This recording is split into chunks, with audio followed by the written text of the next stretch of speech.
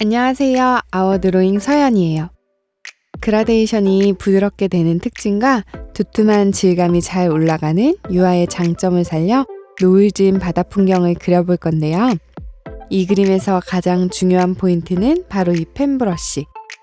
오늘 그릴 캔버스는 3F 사이즈예요. 먼저 색연필로 수평선을 그리고 4가지 컬러를 선택했어요. 저는 보랏빛 노을이 깊게 지는 저녁 하늘을 그려보고 싶어서 브릴리언트 핑크, 퀴나크리돈 마젠타, 퀴나크리돈 바이올렛, 코발트 바이올렛 이렇게 4가지 색상을 사용할 거예요. 수평선에 걸쳐진 태양의 위치를 생각하면서 몽환적인 핑크빛 구름을 칠해 들어가는데 캔버스 바깥에서 안쪽을 향해 슥슥 칠해주세요.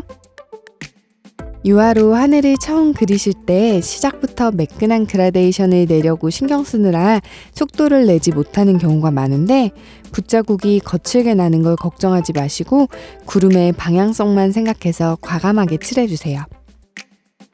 사이사이 비워놨던 하늘을 채워줄 건데 처음 구름을 칠할 때보다 화이트 물감의 양을 줄여서 더 진한 보랏빛과 자줏빛으로 표현해 줄게요.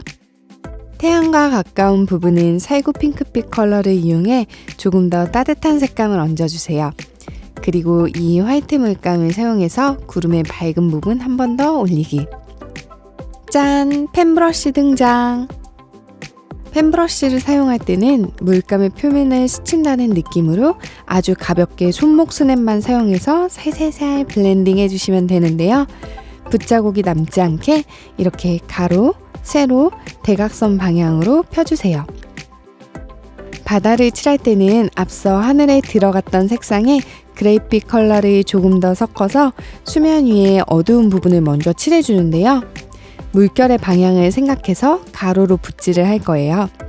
그 다음에 살구 핑크빛 컬러를 조금씩 더 섞어주면서 중심 부분은 남겨놓고 수평선에서부터 태양빛이 퍼지는 느낌이 들 수 있도록 밝은 부분이 점점 넓어지게 중간 톤도 넣어주세요. 자, 이제 수면 위에 비친 태양빛을 표현할 시간. 계란 노른자 같은 오렌지 컬러의 레몬 옐로우와 화이트를 섞어가면서 칠해주는데 앞에 있는 파도가 더 크게 보이기 때문에 멀리 갈수록 더 작은 터치로 물결을 표현해주세요.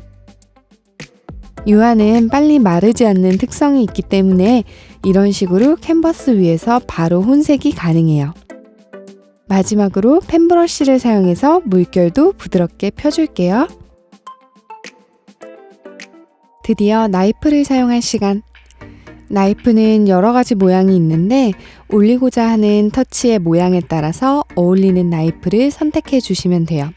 구름은 동글동글하니까 동그란 나이프를 사용해 줄게요. 우리가 보통 구름을 그릴 때는 그림자가 아래로 오게 그리는데 저녁 노을의 구름을 그릴 때는 태양이 구름 아래쪽에 위치하기 때문에 어두운 색감을 위쪽으로 올려줄 거예요. 색감은 전체적으로 하늘 부분에 썼던 색보다 조금 더 부드럽고 밝은 색상으로 도톰하게 크림치즈 바르듯이 올려주신다고 생각하시면 돼요. 포인트 컬러도 톡톡! 구름 위쪽의 어두운 부분은 배경이랑 같은 계열의 색상을 넣어주면 자연스럽게 흩어지는 느낌을 줄 수 있어요. 구름 같은 자연물은 크기가 일정하지 않으니까 똑같이 위쪽을 표현하더라도 터치의 사이즈를 조금씩 변화시켜 주시는 게 좋아요. 태양빛은 사실 굉장히 다채로운 컬러가 들어있어서 한 가지 계열의 색상으로만 그림을 표현해주면 조금 지루해 보일 수 있어요. 구름은 두께도 모양도 일정하지 않기 때문에 태양빛이 난반사돼서 느껴지는 오묘하고 환상적인 컬러의 조합이 있거든요. 그래서 터카이즈 블루 같은 반대 계열의 색상을 사용해서 밝은 부분을 살짝 얹어주면 조금 더 감각적으로 구름의 덩어리를 보여줄 수 있어요. 배경에 칠했던 색들이 아직 굳지 않아서 컬러가 묻어나올 수 있으니까 살살 달래가면서 모양을 만들어주세요. 이런 식으로 힘을 빼고 부드럽게. 마지막으로 구름의 아래쪽에 레몬 옐로우와 화이트를 섞어서 빛의 테두리를 얇게 얹어줄게요. 역광이 들어오기 때문에 아래쪽에 빛이 맺히는 듯한 느낌을 주는 게 예쁘거든요. 구름의 경계 부분은 바람이 불어서 풀어지는 것처럼 붓을 이용해서 자연스럽게 흐트러 주세요. 수평선 위에 섬을 그려줄 건데요. 구름하고는 다르게 각진 나이프를 사용할게요. 산등성이를 살리면서 한 번에 그려준다는 느낌으로 모양을 잡아주세요. 그리고 빛을 받는 부분은 화이트를 섞어서 표현해주는데 넓게 펼치는 게 아니라 꺾인 면만 강조한다는 느낌으로 해주세요.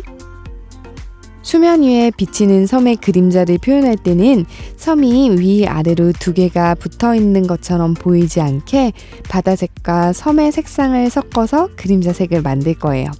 그리고 펜브러쉬를 사용해서 아래쪽으로 펼쳐주세요.